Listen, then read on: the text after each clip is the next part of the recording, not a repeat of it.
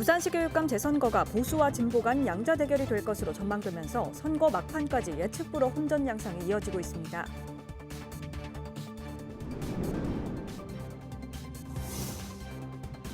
사하구 하단동이 자율상권구역으로 지정됐습니다. 사하구는 시 공모사업 선정을 위해 향토기업과 협약을 맺었습니다.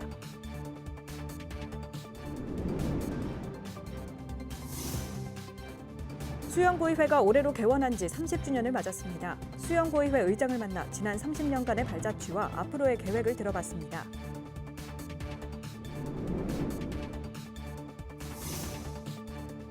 가덕신공항 부지에 대한 토지 보상이 다음 달부터 진행됩니다. 부산시는 연말까지 보상을 마무리하고 예정대로 착공에 들어간다는 계획입니다.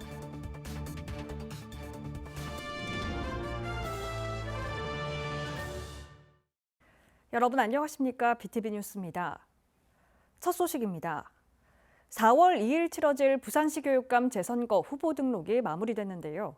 3파전 구도로 압축되는 듯 했지만 중도보수 지정이 단일화에 전격 합의하면서 보수와 진보 간 양자 대결이 사실상 확정됐습니다. 선거 막판까지 예측 불허 혼전 양상이 이어지고 있습니다. 김윤정 기자의 보도입니다. 부산시 교육감 재선거 후보 등록은 진보 진영에서 먼저 마쳤습니다. 차정인 예비 후보의 불출마 선언으로 김석준 후보로 자연스럽게 단일화됐기 때문입니다.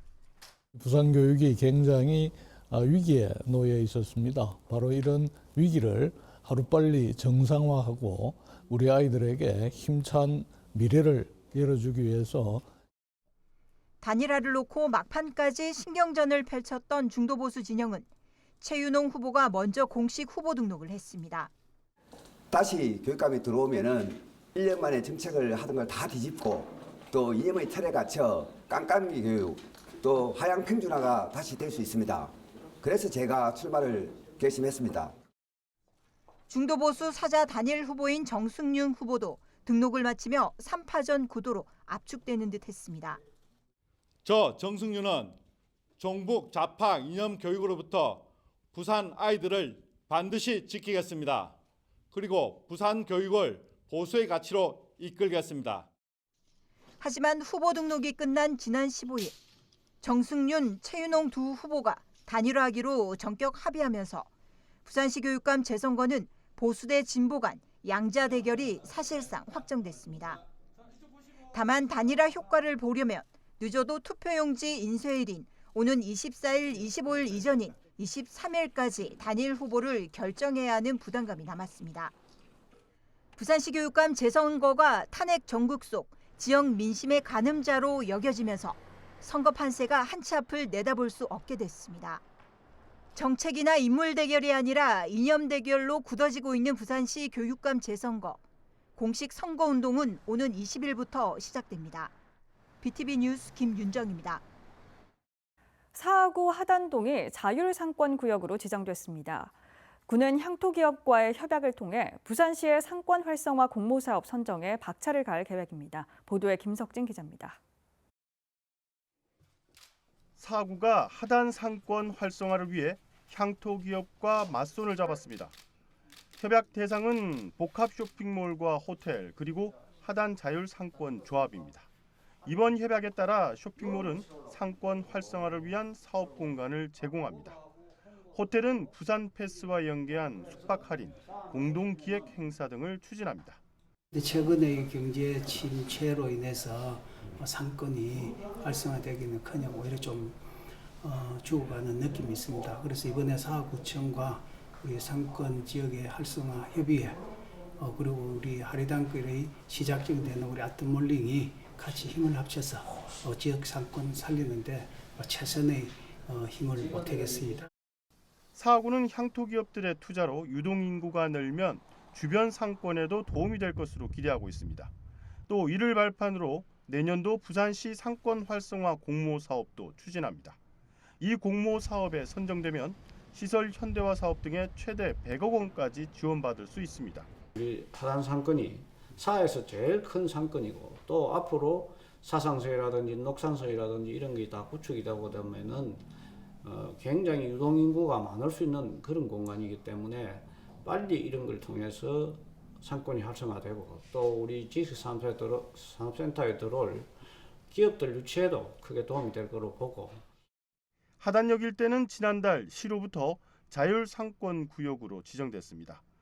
면적만 16만 제곱미터로 부산 최대 규모입니다. 자율상권 구역은 온누리 상품권 가맹이나 부설 주차장 설치 특례 등을 받을 수 있고 상권 활성화를 위한 국비 지원도 이루어집니다. 이제 하단이 이제 앞으로는 그 환승 지역이 4개나 됩니다. 바로 해운대를 갈 수도 있고 부산 쪽도 바로 갈 수 있고 녹산까지 가고 공항까지 가고 그리고 사단 사상에서 양산까지 가는 모든 자 여기가 그 부산의 관문이 되도록 그리고 여기가 상권이 활성화돼야만 우리 하단 지역만이 아니라 부산 전체가 같이 상생할 수 있는 그런 우리가 또 마을이 되지 않겠나. 현재 하단 자율 상권 구역엔 900개 점포가 있는데 이 중 130여 개 점포는 비어 있습니다. 이에 사하구는 하단 오거리를 테마별로 정비하고 일명 하리단길로 불리는 먹거리 골목을 젊음의 거리로 꾸며 서부 상권의 대표 핫플레이스로 만든다는 계획입니다. BTV 뉴스 김석진입니다. 수영구의회가 올해로 개원한 지 30주년을 맞았습니다. 9대 의회를 거치는 동안 69명의 주민대표가 선출돼 지역 발전을 위해 힘써왔는데요. 박재한 기자가 수영구의회 손사라 의장을 만나 지난 30년간의 발자취와 앞으로의 계획을 들어봤습니다. 네, 오늘 그 수영구의회 손사라 의장님 나오셨습니다. 의장님 반갑습니다. 반갑습니다. 네, 그 먼저 수영구의회가 올해 30주년을 개원 30주년을 맞았는데 일단 축하드립니다. 네, 감사합니다. 네, 그러면 그 지난 30년 동안 좀 뭐 많은 일들이 있었을 것 같은데 간단하게 지난 30년 발자취를 한번 말씀해 주신다면. 네. 우리 수영구의회는 1995년 3월 1일 남구에서 수영구로 분구되면서 개원하게 되어 올해로 30주년을 맞이하였습니다. 초대에서부터 현재 9대에 이르기까지 총 69명의 의원이 수영구민의 행복을 위해 다양한 의정활동을 펼쳐왔습니다. 대의기관으로서 주민의 의견을 가감없이 전달하며 든든한 일꾼으로서 구정의 날카로운 감시자로서 제 기능을 수행해왔습니다. 사회복지시설 특별위원회, 주민불편 민원조사 특별위원회 등을 구성하여 지역사회와 민생에 대해 고민하고 지하철공사, 광안리 양안 정비사업 등 다양한 현장 시잘 활동으로 현장 중심의 구민 밀착 의정 활동을 펼치며 살기 좋은 수영 건설을 위해 집행부와 협력하였습니다. 또한 인도네시아 빠당시와 중국 대련시 금주구와의 국제 교류를 통해 대외적으로 수영구를 홍보하여 국제 관광 도시로서의 초석을 다졌습니다. 그리고 광안리 어방축제, 광안리 M 드론 라이트쇼, 밀락 루체 페스타 등 수영구의 특색 있는 문화관광 콘텐츠 사업 추진에 있어 관련 예산 편성의 적정성 및 사업의 절차상 개선 방안 등을 충분히 검토하고 지원하여 오늘의 대표 문화도시 수영의 명성을 더욱 확고히 하는 데 기여하였습니다. 네, 그 지난 30년 동안 정말 그 수영구와 함께 좀 숨가쁘게 달려오셨는데요. 그 제9대 수영구의회 지난해 성과에 대해서 좀 또 한 말씀 좀 부탁드립니다.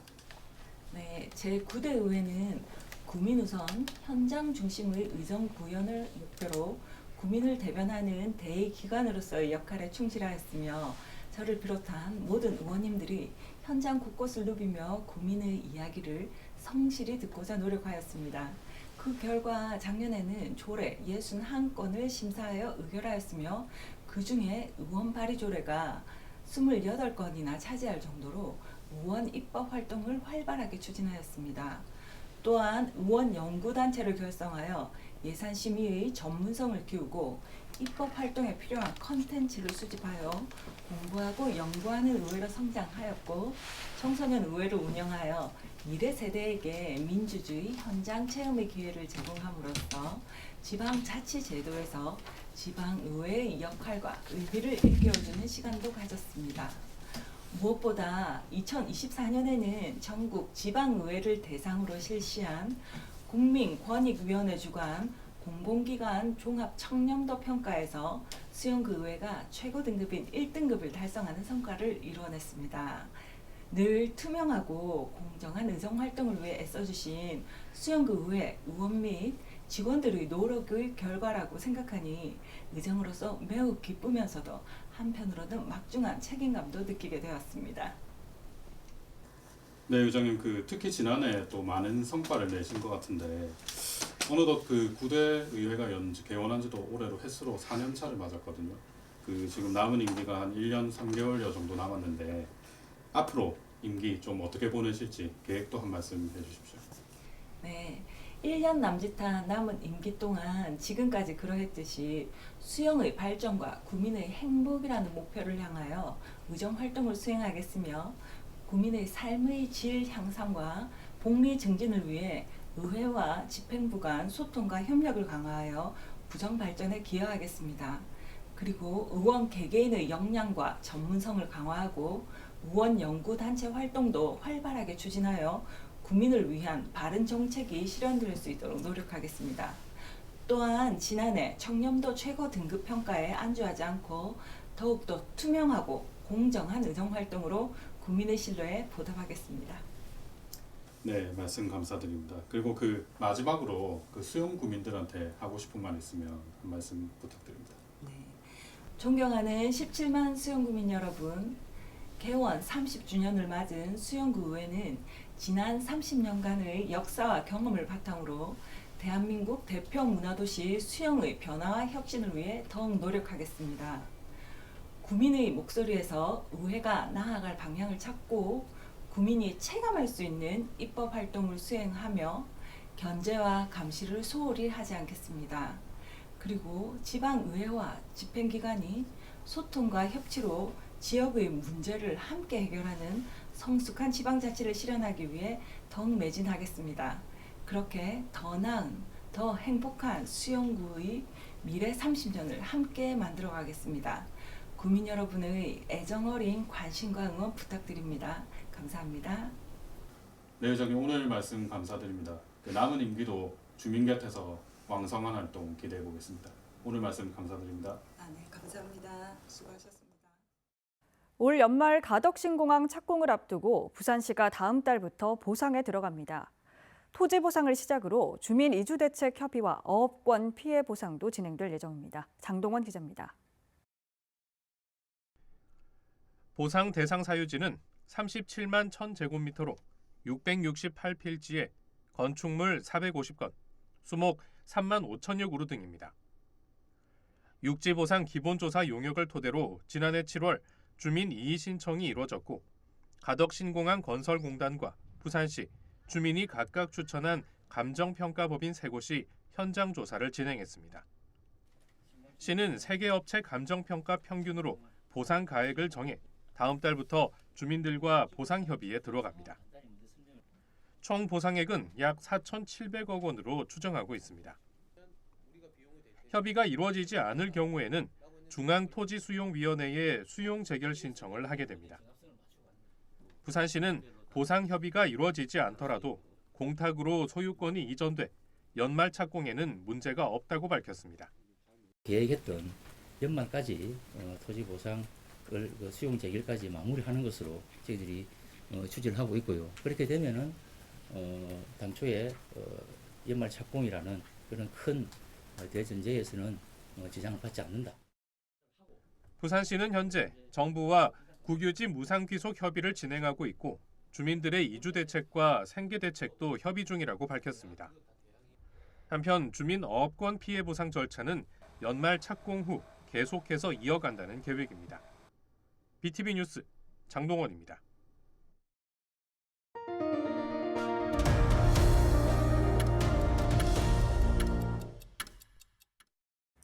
부산시의회가 14일부터 27일까지 제327회 임시회를 열고 올해 첫 추경예산안 심사에 들어갔습니다.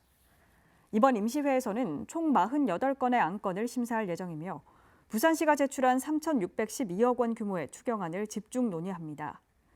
14일 1차 본회의에서 박형준 시장의 예산안 제안 설명을 듣고 18일부터 24일까지 상임위원회별 예비심사를 진행할 계획입니다. 또 이번 임시회에서는 시정 질문과 5분 자유 발언을 통해 주요 현안에 대한 의견을 개진할 예정입니다. 오는 22일과 23일 강서체육공원에서 제22회 대저토마토 축제가 열립니다. 이번 축제는 토마토와 꽃들의 행복한 동행이란 주제로 대형 토마토 스파게티 나눔 행사와 토마토 생태 탐방 걷기 대회, 초대 가수 공연 등이 마련됩니다. 이와 함께 대저 토마토 판매와 무료 시식을 비롯해 농산물 직거래 장터와 먹거리 장터가 운영됩니다. 여름철 집중호우로 반지하가 침수돼 주민들이 미처 빠져나오지 못해 숨졌다는 안타까운 소식 들어보셨을 겁니다. 최근엔 전세 사기 피해로 집과 돈을 모두 잃는 청년들의 가슴 아픈 사연도 접하게 되는데요. 이처럼 주거 취약계층을 위한 정부 지원 사업이 눈길을 끌고 있습니다. 정부의 주거 상향 지원 사업 사례를 김석진 기자가 보도합니다. 부산 서구는 동구에 이어 부산에서 두 번째로 노후주택 비율이 높습니다. 주택 10채 중 9채가량이 지은 지 20년 이상 됐습니다. 이런 데다 노인 인구 비율도 높아 전체 인구의 30% 가까이 차지하고 있습니다. 이렇다 보니 저소득 노인 가구의 대부분이 열악한 주거 환경에 노출되어 있다고 해도 과언이 아닙니다. 올해 64세인 윤모 씨가 새 집을 얻었습니다. 여관에서 생활한 지 2년 만입니다. 새 집은 따뜻한 봄 햇살이 들어오는 빌라입니다. 방은 넓진 않지만 거실과 분리돼 있고 음식 조리도 가능합니다. 집도 마음에 들고 또 저도 음식을 해먹을 수가 있어가 좋고 전부 다 좋습니다. 나라갈 것입니다. 윤 씨가 새 보금자리를 구한 건 정부 지원 때문입니다. 서구는 지난 2022년부터 정부의 주거 취약계층 지원 사업에 3년 연속 선정됐습니다. 쪽방이나 반지하 등 열악한 주거 환경에서 생활하는 거주자를 공공임대주택으로 이주시키는 사업입니다. 윤 씨는 이 사업의 100번째 수혜자입니다.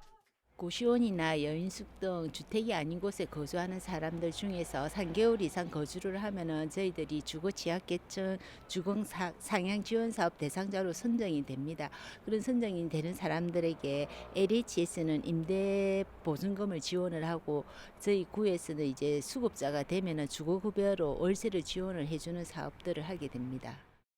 서구의 고시원이나 여관 등에서 거주하고 있는 주민은 450여 세대. 올해는 70가구의 이주를 지원할 계획입니다. 이주한 주민들에겐 안정적 정착을 위해 복지관과 연계한 상담이나 건강 프로그램 등도 지원됩니다. 한편 이 사업은 부산에서 서구를 비롯해 남구와 해운대구에서 실시하고 있으며 이주 희망 대상자는 거주지 행정복지센터를 방문해 신청할 수 있습니다. BTV 뉴스 김석진입니다. 케이블 TV 공동기획 우리 동네 영웅 시간입니다. 최근 세종시에서는 실수로 쓰레기에 섞여 버려진 거액의 현금을 폐기물 처리업체 직원들이 찾아 주인에게 되돌려준 일이 알려지면서 화제가 됐습니다. 딱한 이웃의 사정을 외면하지 않고 내일처럼 도왔던 이들에게 각종 찬사가 쏟아지고 있는데요. 어쩌면 이들이 쓰레기 더미에서 찾은 건 돈보다는 이웃사랑의 의미가 아니었을까 싶습니다. 작은 영웅들을 김우순 기자가 만나봤습니다. 지난달 24일 오전 세종시청 자원순환과에 다급한 전화가 걸려왔습니다. 60대 여성이 아들 수술비로 쓸 2,600만 원을 실수로 쓰레기 집합시설인 자동 크리넷에 버렸다며 도움을 요청하는 내용이었습니다. 오전 10시 정도에 그분이 사시는 아파트 관리 소장님한테 전화를 좀 받았고요. 소중하게 쓸 돈을 잘못 투입을 해서 지금 집화장으로 빨려 들어간 것 같다. 어떻게 찾을 방법이 없겠느냐. 강주무관은 곧바로 집화장에 연락해 쓰레기 반출을 중단시키고 안타까운 사정을 전했지만 잃어버린 돈을 찾는 것이 쉽지만은 않을 거라 여겼습니다. 아무래도 직원들은 이제 저희 그 직원들마다 본연의 업무가 있다 보니까 그분들을 이제 그 업무를 중단하고 민원이 이제 요청에 의해서 저희가 도움을 주고자 하는 게 그렇게 쉽지만은 않은 일이거든요. 그러나 이 소식을 들은 집화장과 소각장 직원들은 너나 할 것 없이 팔을 걷어붙이고 나섰습니다. 부모이자 자식 가진 심정은 같았기 때문입니다. 비슷한 어머니 때고 또 다 자식 가진 입장에서 그런 사정을 좀 들었을 때는 최대한 도와줘야겠다는 생각을 좀 가지게 됐습니다. 그렇게 정오부터 시작된 돈다발 찾기 대작전. 칼바람이 부는 영하권의 날씨 속에서도 넓은 공터에 쓰레기를 펼쳐놓고 손으로 일일이 찾는 사람들의 모습이 CCTV에 고스란히 담겨 있습니다. 하지만 이때까지도 진짜로 돈을 찾을 수 있을지 모두가 반신반의했습니다. 자동 크리넷에 빨려 들어가게 되면은 그 내부에서 그 봉투가 그대로 있는 게 아니라 다 찢어지면서 흩어지게 돼 있거든요. 그래서 그 흩어진 돈들이 한 곳에 이렇게 있는 게 아니라 그 박스 전체에 어디에 어떻게 퍼져 있는지를 가늠할 수 없기 때문에 그걸 찾는 게 굉장히 어려울 거라는 생각이 일단 들었었습니다. 저도 사실 찾을 거라는 생각은 안 했었습니다. 쓰레기 양도 많거니와 그때 날씨도 엄청 추웠었고 바람도 많이 불었었거든요. 그렇게 1시간 정도 쓰레기 더미를 뒤지던 순간 5만 원권 지폐 한 장이 발견되자 그 주변에서 잇따라 나오기 시작했고 현장 분위기는 의심에서 감동으로 변했습니다. 처음에는 이게 가능할까도 했는데 한두 장씩 나오다 보니까 충분히 가능하다. 그럼 나도 한번 더 찾아보자. 이런 생각을 갖게 됐습니다. 뭐 5만 원, 만 원짜리 찾을 때마다 다들 좀 기뻐하는 마음으로 뭐 신받다는 수준으로 다들 소리치면서 이렇게 조금 찾고 했습니다. 이렇게 6시간 정도의 작업이 이어졌고 잃어버린 2,600만 원 가운데 1,800여만 원을 찾아 주인에게 되돌려줬습니다. 이튿날에도 소각장 직원들은 그 주변을 돌며 몇만 원을 더 찾아냈지만 그럼에도 전액을 찾아드리지 못한 안타까움이 더 크다고 말합니다. 당연히 해야 될 일을 했다고 생각하고요. 전액을 찾으신 것도 아니고 한데 뭐 이런 식으로 좀 커진 게 좀 저는 좀 더 죄송스럽거든요. 이날 현장에 투입됐던 인력은 폐기물 자동집화장과 소각장 직원 모두 13명. 이들의 적극적인 도움과 시청 관계자의 빠른 조치가 있었기에 가능했던 일이었습니다. 찾아드리는 경우는 뭐 극히 드물고요. 이번 거 같은 경우는 세종시 그 담당자하고 그쪽에 집화장 소장님하고 저희하고 연계가 잘 돼가지고 어떻게 보면 관리 차기가 잘 돼서 시간상 또 뭐 장소 여건상 잘 맞아서 찾은 계기가 된 것 같아요. 이런 따뜻한 미담은 지역사회를 넘어 전국적으로 알려져 훈훈함을 전했고 최민호 세종시장은 이들을 직접 만나 감사의 인사를 대신했습니다. 얼마나 아름다운 일이겠어요. 나 이 직원들 너무나 자랑스럽고 사랑스러워서 오늘 제가 좀 많은 얘기도 듣고 격려해 주러 왔습니다. 이런 미담을 통해서 우리가 마음이 따뜻해지고 세종 사랑 마음이 깊어지는 건데 세종시는 또 이들 2개 기관에 조만간 감사의 마음을 담은 표창장을 수여할 예정입니다. 그럼에도 당연히 해야 할 일을 했을 뿐이라며 지금의 관심과 찬사가 부담된다는 직원들. 저희는 선의를 한 게 아닙니다. 단지 이제 그분의 마음에 공감을 했기 때문에 직원들이 이제 자발적으로 나서서 그런 일을 같이 도왔던 것 같습니다.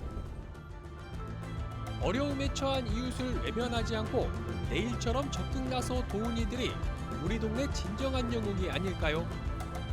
BTV 뉴스 김우순입니다.